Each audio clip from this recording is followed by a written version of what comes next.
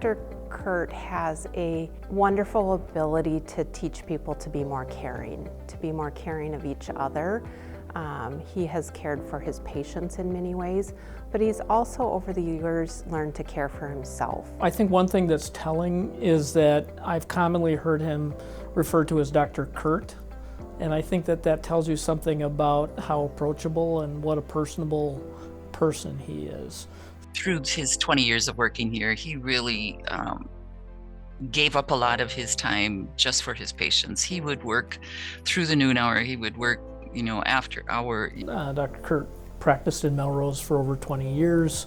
That became a well-known, well-loved, and respected member of the community who people got to know through church, through other social organizations, that just really came to trust him with the care of themselves and their families and friends. I think Dr. Kurt wanted to practice in a small town because he wanted to know his patients in the best way, to care for them in the best way possible for them. He embodied all that it means to be a small town family physician, because he would care for his patients inside the clinic and also in ways outside the clinic as well. He's very much about relationships, and that in a rural setting, particularly in a I guess they all are in a small town, you really get to know the people well, and it's about long-term relationships and developing trust, developing a mutual approach to how you're going to address healthcare for each individual patient, and that really takes time and effort to get to know people. Hi, this is Dr. Kurt Schwieters, and I'm here to talk to you about the stay-at-home mandate. One message: stay home. That's our one job. When COVID started, actually began a podcast on Facebook to try to educate his community and his patients about COVID.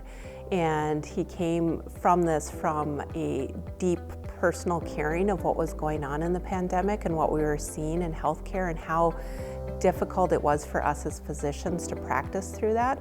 And he wanted to share some of that with the patients in the community, but also help educate and help teach people what they could do during those really stressful times. Community involvement will always be the case for Kurt, no matter where he ends up. I know he's been very involved in his church. I know he's been involved in supporting and mentoring young people. And I'm confident he will continue to inspire generations of future healers. He has a home down in Roatan, Honduras.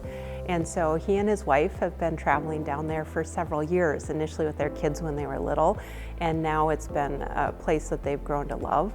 I know that they've been able to do some outreach and caring for patients in Honduras and those communities there. Well, I think for anybody that has gotten to know Kurt, his caring, considerate, compassionate way of interacting with others makes clear that he is driven by a purpose to serve. And to me, that's really what the Caduceus Award is all about. It's going above and beyond and really meeting the highest standards in our profession. He will be greatly missed. He would put his hand on the patient's leg, and in true understanding, I understand how you feel, or I am sorry, for what you're going through. And it was so honest that he will be missed for his tenderness and his compassion. It's not just a job. It is something inside you, and Dr. Kurt has been able to show that is who he is. He is a physician that's able to care for so many people around him in so many different ways. Dr. Schwieters, I'm so proud of you for getting this award. You deserve it, obviously. We had a lot of good times in 20 years, and you certainly do deserve to be awarded with this. Congratulations. On behalf of Dr. Schrupp and I Dr. Kurt, we are so proud to award you the Caduceus Award this year.